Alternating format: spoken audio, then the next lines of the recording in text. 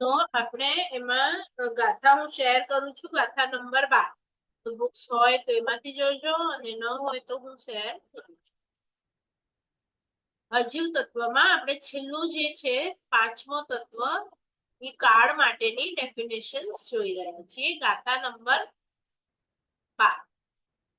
તો ગાથા નંબર 12 માં શું કીધું? એકચ્યુઅલી રેકોર્ડિંગ સ્ટાર્ટ છે ને, યસ, તમને દેખાય છે સ્ટાર્ટ છે ને? ઓકે. તો એઘા કોડી, એઘા એટલે એક, કોડી એટલે કરોડ, 67 67 લાખ, લખા એટલે લાખ, સતહુતરી એટલે 77, અને સહસ્રાય એટલે 1000, 77,000. પછી નીચે લખ્યું દોય એટલે 2, સયા એટલે 100 એટલે 200, સોળહિયા એટલે કે 16, આવલિયા, ઈઘ હુતમ્બી, ઈગ એટલે એક, મુહૂર્તમાં થાય છે. હવે આવો કેમ શબ્દ આપ્યું આપણને નથી ખબર, એટલે અહીંયા નીચે સમજણ માટે આપ્યું છે કે કેવડી ભગવંતની દ્રષ્ટિએ પણ જેના બે ભાગ ન થઈ શકે એવો સૂક્ષ્મમાં સૂક્ષ્મ અવિભાજ્ય કાળ તે એક સમય છે.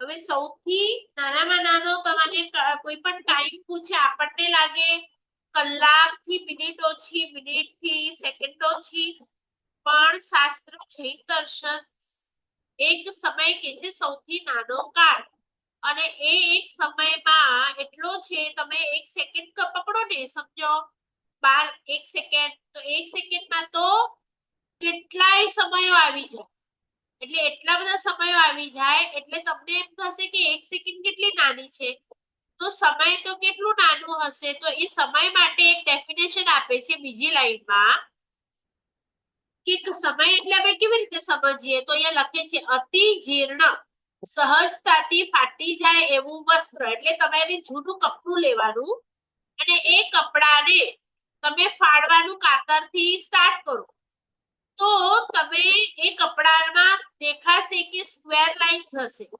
તો એક તાતણાથી બીજા તાતણા પર તમને કાતર મારવી હોય તો કેટલો ટાઈમ લાગે? બીજા તાતણાથી ત્રીજા પર મારો તો કેટલો લાગે? આપણે 1 સેકન્ડમાં તો મસ્ત કપડું, એક રૂમાલ હોય તો 1 સેકન્ડમાં ફાટી જાય, તો 1 સેકન્ડમાં આટલા બધા તાતણા ફાટી ગયા, તો એક તાતણાથી બીજા તાતણા પર જવા માટે જે સમય લાગ્યો ને એને સમય કહેવાય છે. એટલે કેટલું નાનું હશે? તમે લખ્યું, બીજી લાઈનમાં લખ્યું આંખનું મટકું મારતા અસંખ્ય સમય વીતી જાય છે. હવે તમે પલકારો તો કેટલી વારમાં મારો છો, અને એટલામાં આટલા બધા સમય ગયા, તો તમે કોઈ પાસે એવી ઘડિયાળ હોય ને, તો એમાં મિલી સેકન્ડ, માઇક્રો સેકન્ડ, એટલે તમારી 1 સેકન્ડ હોય એમાં પણ 60 બતાડે ભાગ તમને, તો અહીંયા તો એનાથી પણ વધારે ભાગ બતાડે છે. હજી એક એક્ઝામ્પલ આપ્યું કે કમળની અતિ મુલાયમ કોમળ પાંખડીઓનો થપ્પો બનાવવાનો, એટલે એક ઉપર એક 25, 50, 100 તમે રાખી શકો એટલી રાખવાની, અને પછી તમારે સોયથી અથવા તો ભાલાથી એ પાંખડીઓને અંદર પોરવવાની.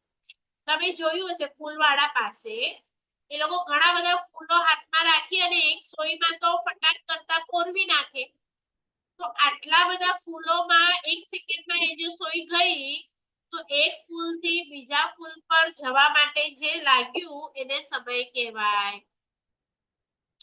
એટલે 1 સેકન્ડમાં તો અસંખ્ય અસંખ્ય સમય વ્યતીત થઈ જાય છે. આવું અતિ સૂક્ષ્મ કાળનું અવિભાજ્ય ઘટક. હવે અવિભાજ્ય કેમ લખ્યું? કે એનું વિભાજન થઈ શકે નહીં. કેવળ જ્ઞાનીને કરવું હોય તો પણ ન કરી શકે એટલો નાનો સમય. દાખલા તરીકે 1 કલાક હોય, એનું તમારે ડિવાઈડ કરવું હોય તો તમે કરી શકો ને, અડધો અડધો કલાક. પછી એનું ડિવાઈડ કરવું હોય તો પાવ પાવ કલાક. એ 15 મિનિટે ડિવાઈડ કરવું તો 7.5 મિનિટ. એની હજી કરવી હોય તો 1 મિનિટ. 1 મિનિટ ના કરવા હોય તો 60 સેકન્ડ. 60 સેકન્ડ ના કરવા હોય તો 30 સેકન્ડ. એના બે પાર્ટ કરો ને 30 સેકન્ડ ના, તો એવી રીતે 1 સેકન્ડ હોય ને એનો પણ તમારું ઘડિયાળ 60 ભાગ કરીને બતાડી 5 ને 1 સેકન્ડ તમે જુઓ ને જ્યારે લોકો સ્પોર્ટ્સ કે તમને ટીવી પર જોતા હશો તો એ રનિંગ કરે તો સેકન્ડ પણ બતાડે ને એના પછીની માઇક્રો સેકન્ડ્સ પણ એ લોકો બતાડે દાખલા તરીકે આપણે બે જણા 5 મિનિટ અને 3 સેકન્ડ ઉપર આવે તો એ 3 સેકન્ડમાં પણ 3 થી 4 સેકન્ડની વચ્ચેની જે સેકન્ડ હોય ને એ પણ એ લોકો બતાડે પછી કોણ જીત્યું તો આવી રીતે કે છે કે આટલી બધી સૂક્ષ્મતા આપણને શા માટે કે છે કે આપણને ખબર પડે કે જ્યારે ગૌતમ સ્વામી ને મહાવીર સ્વામી કહેતા હતા કે એક સમયનો પ્રમાદ કરો નહીં તો એ જે સમય છે તે સેકન્ડ નથી પણ આટલો નાના સમયની વાત કરે છે કે 1 સેકન્ડ તો બગાડ નહીં જ પણ એક સમય પણ બગાડ નહીં તો તમે ખાલી આંખ બંધ કરી અને સવારથી હમણાં સુધીનો સમયને કાઉન્ટ કરો તો એમાં તમે કહી શકો કે તમે એક પણ સમય અથવા તો સેકન્ડને આજે બરબાદ કરી નથી તમારા આત્માના કલ્યાણ માટે જ વાપરી છે એક પણ સેકન્ડ નથી કહેતી અહીંયા તો પ્રભુ સમયની વાત કરે છે કે મારો શ્રાવક એક સમયનો પ્રમાદ કરે નહીં એ એટલી કિંમતી છે મનુષ્યપણાની સેકન્ડ કે ફરીથી આવો મનુષ્યનો કિંમતી ભાવ મળશે નહીં ત્યારે તમે બધા કહી શકશો કે તમારું એકદમ પરફેક્ટ સમય આત્માના કલ્યાણ માટે જ તમે યુઝ કર્યું છે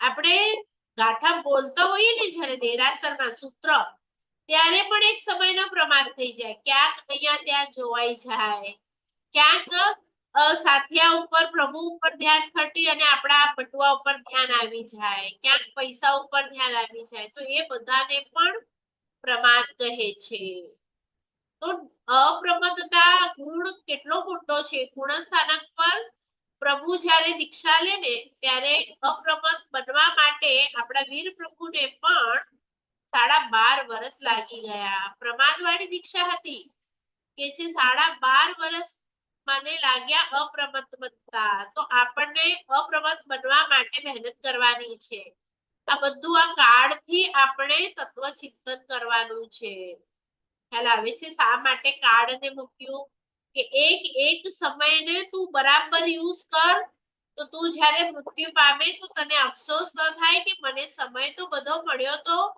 પણ એને મેં યુઝ નહીં કર્યું આપણે કેટલા મોટા થઈ ગયા આ બધું આપણને 8 વર્ષની ઉંમરે ભણવાનું હતું તો 8 થી તમે 40 50 બધું પકડી લો તો આટલા વર્ષ આપણા એમ જ ગયા છે તો હવે મારે પ્રમાદ કરવો નથી એટલો નાનો સંકલ્પ કરીએ તો પણ એમની આ ગાથા સફળ થાય જેટલું થઈ શકે એટલું મેક્સિમમ મારે મારો સમય મારા આત્માના કલ્યાણ માટે વાપરવું છે બરાબર કારણ કે જો નહીં વાપરીએ તો આગળ કેટલો સમય આવે છે એ આપણે જોઈએ 13મી ગાથામાં આપણને સમયના નવા નવા નામ બતાડે છે એક વખત આપણે ગાથા રીડ કરીએ પછી એ સમયમાં શું આવે તે જોઈએ તો પહેલું લખ્યું સમય પછી લખ્યું આવલી સમયાવલી ત્યાં એક શબ્દ છે પણ એમાં બે શબ્દ છુપાયેલા છે એનાથી મોટો હોય મુહૂર્ત એનાથી મોટો હોય દિવસ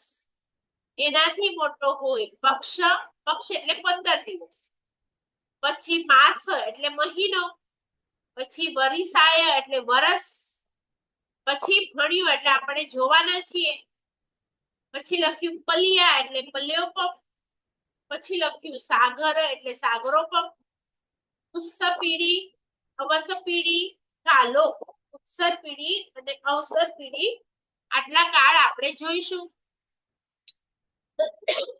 એટલે શબ્દ એમાં 5-7 આપ્યા છે ને આપણે જોઈએ પણ જે તમને નીચે લખ્યું આપ્યું છે એ પલ્યોપમ અને સાગરોપમની ડેફિનેશન છે તો એને આપણે જોઈએ આપણું એક વખત કાળચક્રો પારલા આવી હતી ત્યારે થયું હતું એટલે આપણે અહીંયાથી જઈએ ચલો અવિભાજ્ય સૂક્ષ્મ કાળ એટલે એક સમય સૌથી નાનો પછી 9 સમય તમે એડ કરો એક એક એક કરીને 9, તો એને કહેવાય એક જગન્ય અંતર મુહૂર્ત. હવે જગન્ય જે લોકો ઇંગ્લિશ મીડિયમ વાળા છે એ લોકો લખશે મિનિમમ અને ઉત્કૃષ્ટ એટલે મેક્સિમમ.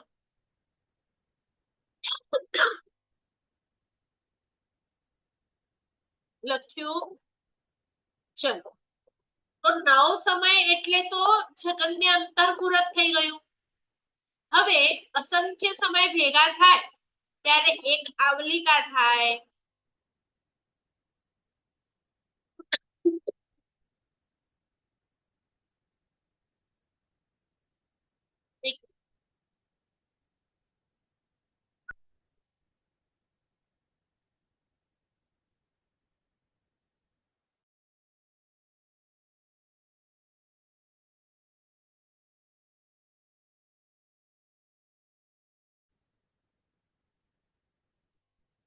તો ગાથા નંબર 2 માં જે નવા શબ્દો છે તમારે બેન બુકમાં 28. હા બોલો ચંદ્રિકાબેન.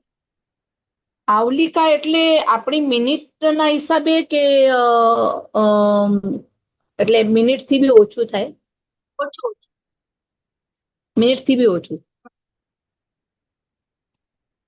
એટલે જો હજી તો અસંખ્ય સમય મળીને એક આવલિકા છે અને એવા એક આવલિકામાં લખે છે કે જ્યારે 256 આપણે ભેગી કરીએ, એક આવલિકા 256 ભેગી કરીએ 256, ત્યારે એક શુલ્લક ભાવ થાય છે. હવે તમને એ પણ નથી ખબર કે શુલ્લક ભાવ એટલે શું, તો અહીંયા લખે છે કે તમે એક શ્વાસોશ્વાસ લો, આટલું લીધું, એમાં એક એવા નાના જીવો છે કે જેમના 17.5 વખત તો જન્મ અને મરણ થઈ જાય છે. હવે મેં શ્વાસ લીધું અને મૂક્યું, એમાં 17.5 વખત તમારે જન્મ પણ લેવાનું ને મરણ પણ નક્કી થાય. અને એ જન્મ મરણમાં તમારે 6 પર્યાપ્તિ પૂરી થાય, 4 પર્યાપ્તિ, નાના જીવ હોય એટલે બીજો જન્મ મરણ પાછો ત્રીજી વખત 6 પર્યાપ્તિ. એટલે તમે વિચારો કાર્ય કેટલું ફાસ્ટ થતું હશે. અને આપણે એવા લાખો વખત આ ભવોમાં જઈ આવ્યા છીએ. જ્યાં આપણું આયુષ્ય કેટલું હતું તો કે છે એક નાનો ભવ એવો હતો કે જેનું મેક્સિમમ આયુષ્ય 256 આવલિકા. આપણો હમણાં જો પ્રમાદ કરીએ કે આયુષ્યનો બંધ પડે તો એવા ભવમાં પણ જઈ શકીએ અને એક ભવ તમારો પૂરો. એમાં શું કરશો તમે એક ભવમાં? હવે આગળ આવીએ કે એવા એક ભવ, એવા એટલે એક શ્વાસોશ્વાસમાં તો 17 ભવ પૂરા થઈ ગયા. પછી આવે છે 7 પ્રાણ 1 સ્તોત્ર. કોઈ એવું છે જેની પાસે બુક નથી તો હું પછી શેર કરું કે આવી રીતે બોલું તો વાંધો નથી. શેર કરું છે કોઈ હમણાં એવું? ચાલશે બોલું છું તો શું તમે મને જોઈ શકશો? બરાબર, નહીં તો મને વાંધો નથી શેર કરવામાં. તો અહીંયા જે બતાડ્યું છે ને તમને અઘરું લાગશે, પણ મારે એ ડિફિકલ્ટ નથી કરવું, પણ ખાલી તમે ખાલી ચિંતન કરો કે આપણને ક્યાંથી ખબર છે? ખબર છે અહીંયા લખ્યું છે ને એક દિવસ, ત્યાંથી ખબર છે. તો ઈ લાઈન બધા ટિક કરજો. એક દિવસમાં 30 મુહૂર્ત હોય એટલે અહો અને રાત્રિ બાજુમાં લખ્યું છે, એટલે કે દિવસ અને રાત પડીને, એટલે કે આજનો દિવસ અને આજની રાત એમ આખું મળીએ ને 24 કલાક થાય ને, તો એમાં 30 મુહૂર્ત હોય. જે લોકો ઇંગ્લિશ સ્કૂલ વાળા હશે નહીં ખબર હશે, ગુજરાતી મીડિયમમાં કદાચ ખબર હોય. આપણે દિવસના મુહૂર્ત કહીએ ને હમણાં અમૃત મુહૂર્ત છે, શુભ છે, તો એવી રીતે 15 દિવસના હોય અને 15 મુહૂર્ત રાતના હોય. હવે જો આપણે અંદાજિત પકડીએ 12 કલાક અને એમાં 15 મુહૂર્ત હોય તો તમે સમજી શકો છો કે એક મુહૂર્ત નો ટાઈમ કેવી રીતે એડજસ્ટ થતું હશે. રફલી સમજણ માટે કહું છું.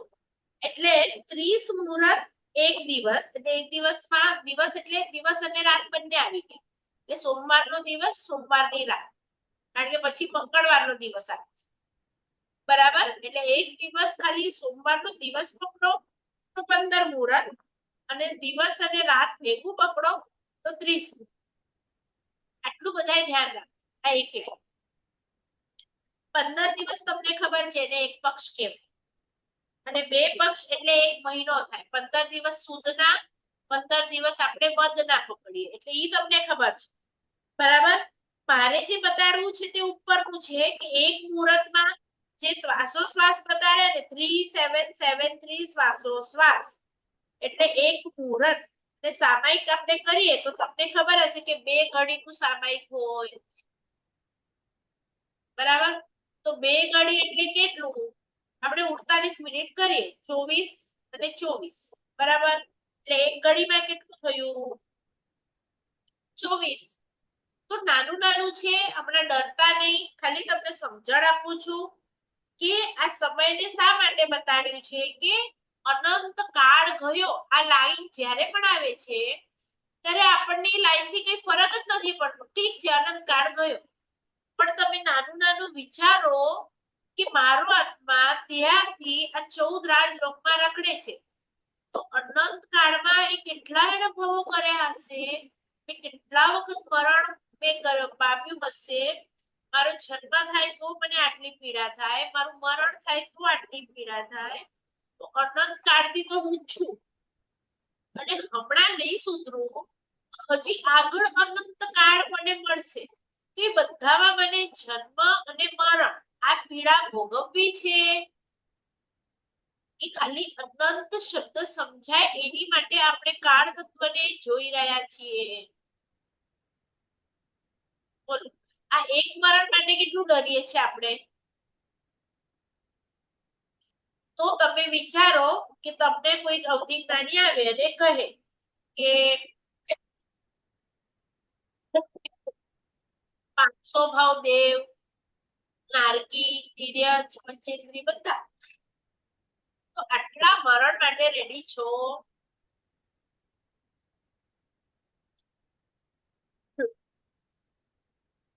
કરવા છે ભાવ તો નવ તત્વ ભણીએ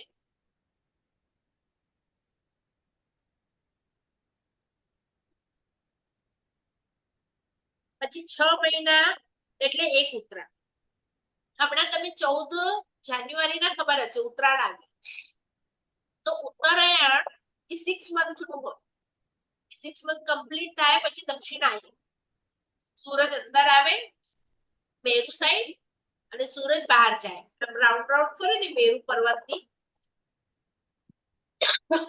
અંદર પછી 6 મહિના બાદ પછી 6 મહિના અંદર કેટલું ડિસ્ટન્સ હોય નાનું નાનું જલેબીની જેમ આવતો આવતો અંદર આવે અને પછી પાછું આમાં ફરીને બહાર જાય તો અયન મીન્સ રાઉન્ડ તો ઉત્તરાયણ અને દક્ષિણાયન એટલે આવી રીતે 6 મંથ નું ટાઈમ એટલે આખા વર્ષમાં કેટલા અયન હોય 2 બરાબર હવે તમને આ ખ્યાલ હશે 5 વર્ષ એટલે 1 તમને ઓલું શ્લોક છે ને મહાભારત નું યુગો યુગો યુગ આપણે કહીએ ને જનરેશન ચેન્જ થયું યુગ ચેન્જ થયું તો 5 યર્સમાં ફેશન બદલાય છે એટલે યુગ બદલાય બરાબર પછી આવી 84 લાખ પૂર્વ એટલે એક પૂર્વાંગ અને અંડરલાઈન કરજો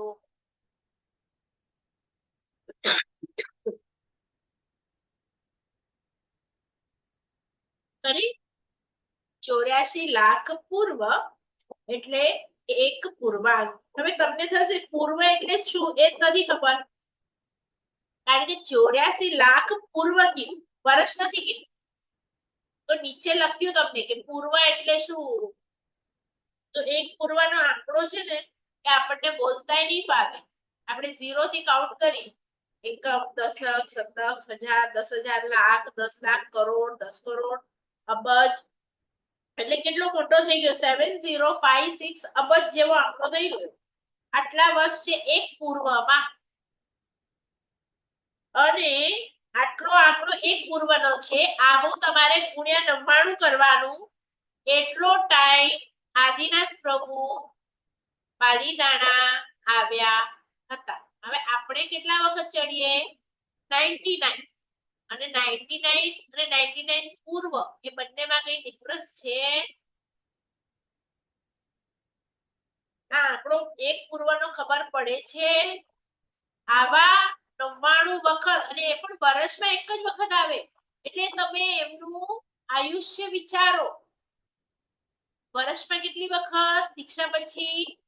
એક જ વખત અને એ પણ ફાગણી આઠમ પછી બીજી ફાગણી આઠમ ત્રીજી ફાગણી આઠમ ચોથી એમ કરતા કરતા આટલા વર્ષ આવ્યા ને તો એક પૂર્વ થયું. એવા 99 પૂર્વ વાર એ ફાગણી આઠમના તો ખાલી દીક્ષા પર્યાયમાં આવ્યા છે. એટલે એમનો દીક્ષા પર્યાય ખ્યાલ આવે છે કેટલો મોટો.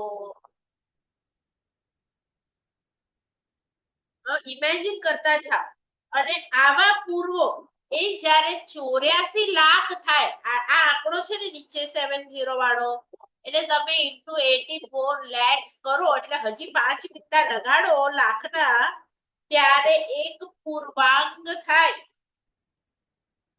ખ્યાલ આવે છે પૂર્વાંગ? કારણ કે આગળ જ્યારે કથા આવશે એમાં પૂર્વાંગની વાતો આવશે તો એ પૂર્વાંગ કેટલા મોટા છે તમને ખબર હોવી જોઈએ. બરાબર? ચલો અસંખ્ય વર્ષ એટલે પલ્યોપમ. હવે આ તો હજી કે છે કાઉન્ટેબલ છે એટલે એને અસંખ્ય તો કહેવાય જ નહીં.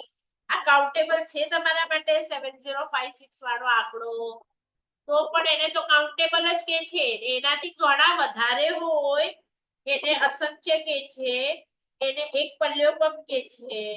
હવે એક પલ્યોપમ એટલે કેટલું?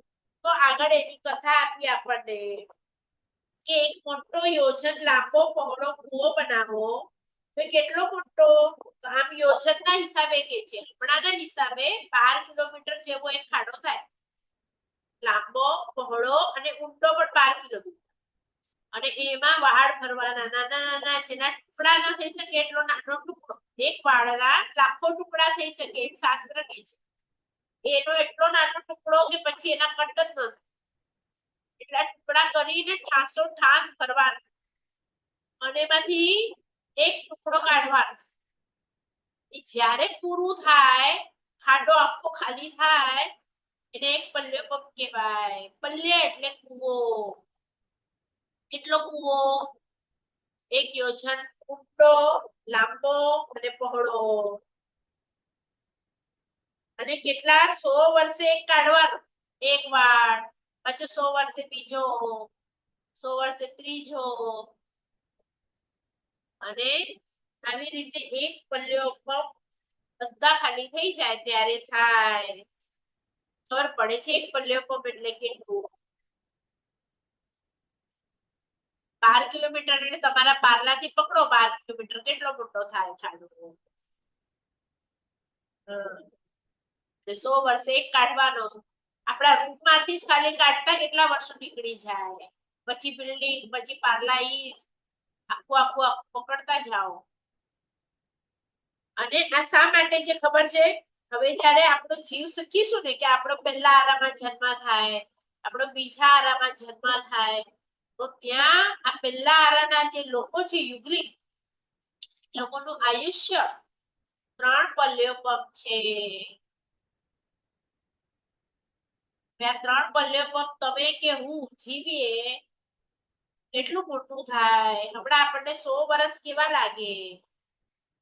જો દુઃખ હોય ને તો નીકળે અને નીકળે.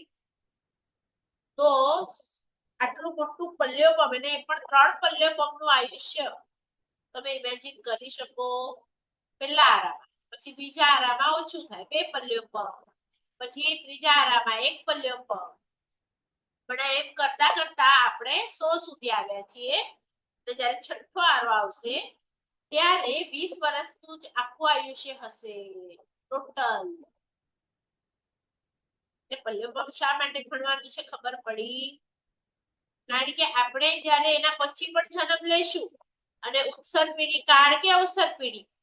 હવે આ તમને લખી લેજો. ઉત્સર્ગ પીઢી એટલે શું, અવસર પીઢી એટલે શું? મેં ત્યારે તો તમને કરાવ્યું હતું પણ જેની પાસે જેનોલોજી 1 હોય તો એમાં આખું ડિટેલમાં આપ્યું છે અને તમારી પાસે અહીંયા પણ 30 નંબરના પેજ ઉપર આખું આપ્યું છે પણ હમણાં તમને એમ જ સમજાવું ને કે આ નામ કેમ આવ્યા છે અવસર પેઢી ઉત્સર પેઢી કે બધાને ખ્યાલ છે ખ્યાલ છે કે લો અવસર પેઢી નામ ક્યાંથી આવ્યું ખબર છે બધાને નથી ખબર બોલો બેન એકવાર સમજાવો ને.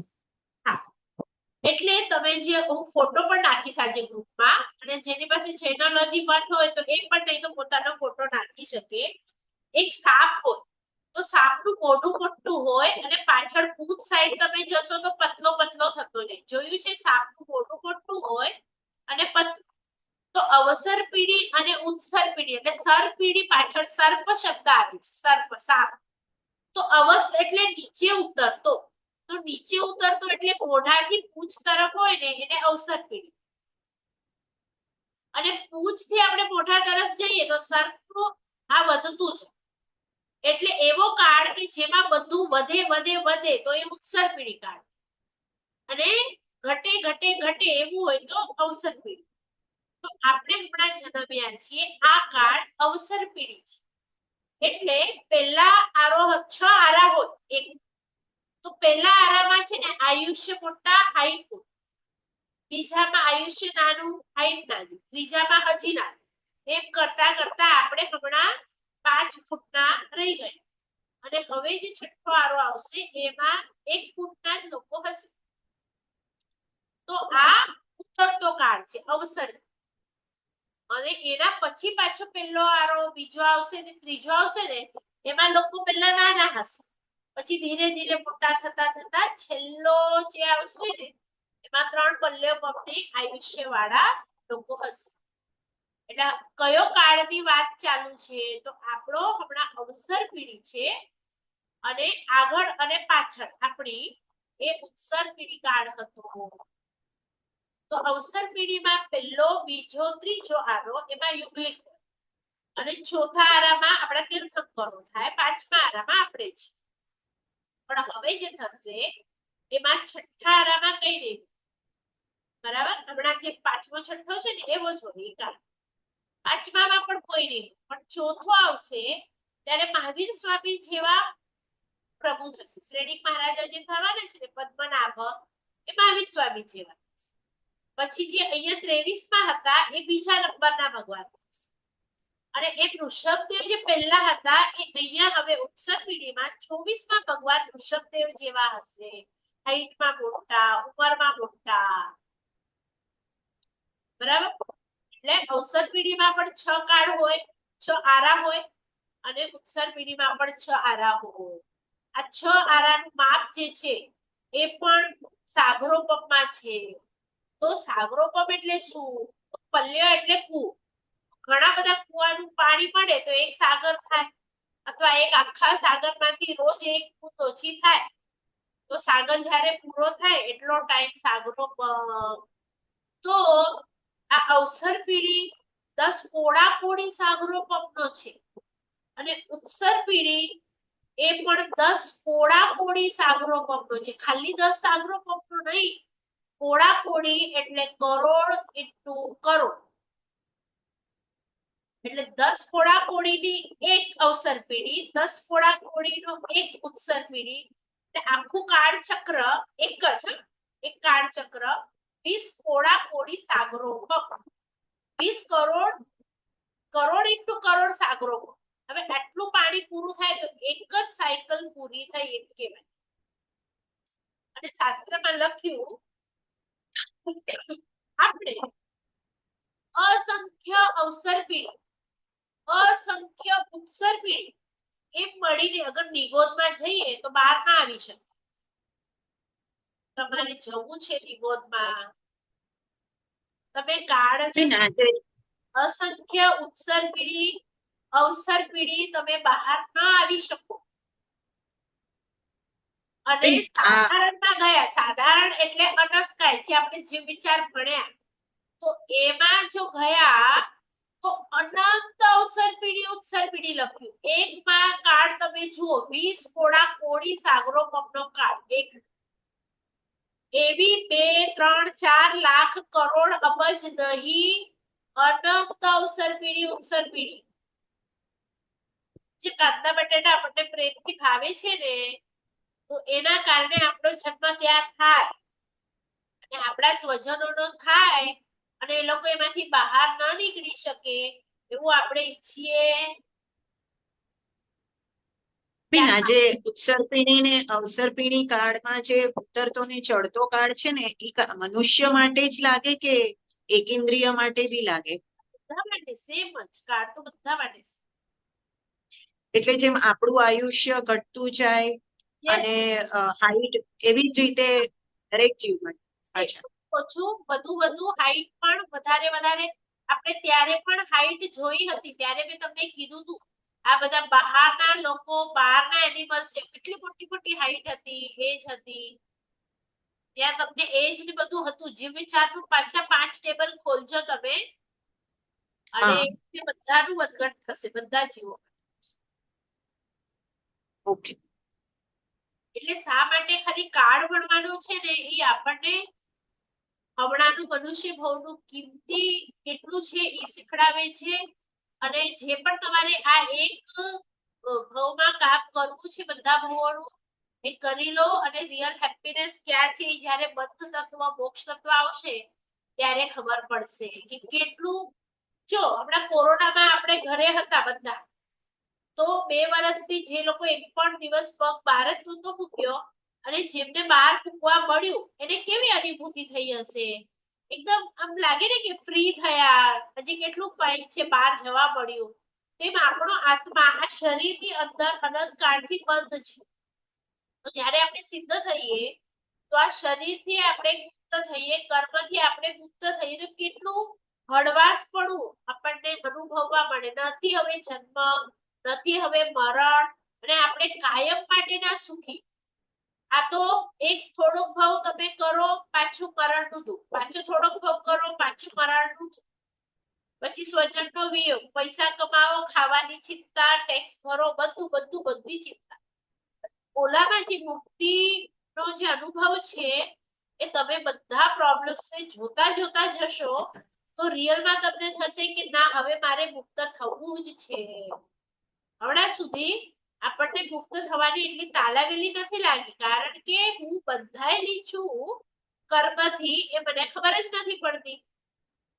જો તમને કોઈ સોનાની સાંકળથી બાંધી જાય, હીરાની સાંકળથી બાંધી જાય, તો આપણે એવા મૂર્ખા છીએ કે સોનાની સાંકળને આખી જિંદગી જોયા કરીએ, કેટલી ફાઇન છે, આમાં તો કેટલા સરસ હીરા લગાડેલા છે, પણ હું બંધાયેલો છું એવું આપણને લાગે જ નહીં. તો આ કે છે કે આપણે 4 ગતિમાં બંધાયેલા છીએ અને એમાંથી મુક્ત થાવ. એની માટે 9 તત્વ છે. સચ્ચું સ્વરૂપ આપણને બતાડે છે આત્માનું. બરાબર? એટલે અઘરું નથી. આપણને જાણવાનું છે કે હું કેવી રીતે બંધાયેલો છું, કેવી રીતે મુક્ત થાવ. એના બધા રસ્તા આપવામાં આવશે. એટલે એક વખત સમય વાંચજો અને કાળચક્ર આપ્યું છે એ કાળચક્રને પણ પેજીસ વાંચજો. જેટલું તમે વાંચશો એટલું મારું કામ ઓછું થઈ જશે. ન સમજાય તો મને પૂછી લેજો. નેક્સ્ટ ટાઈમ આપણે ગાથા નંબર 14 કરીશું. એ થોડી અઘરી છે એટલે કોઈ એબ્સેન્ટ રહેતા નહીં. રેકોર્ડિંગ તો હશે જ. જે આજ્ઞા વિરુદ્ધ કંઈ પણ બોલાયું હોય તો ઈચ્છામિ સર્વમંગલ માંગલ્યમ સર્વકલ્યાણ કારણમ પ્રધાનામ સર્વધર્માણામ જૈનમ શાસ્ત્રમ.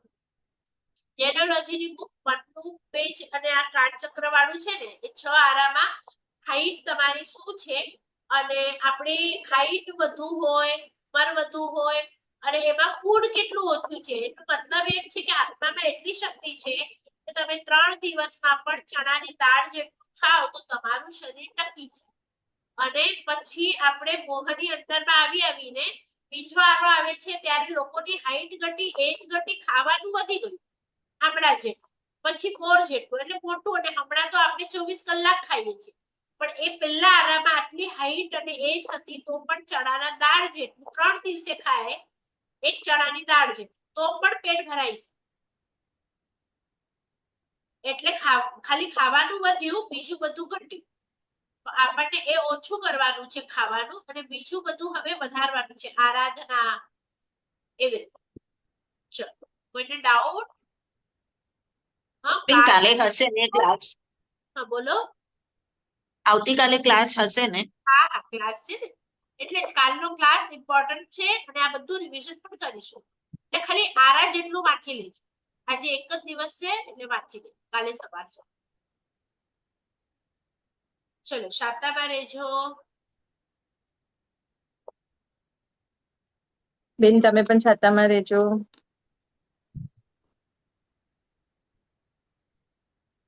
રેકોર્ડિંગ મોકલું છું સાંજે. પ્રણામ બેન.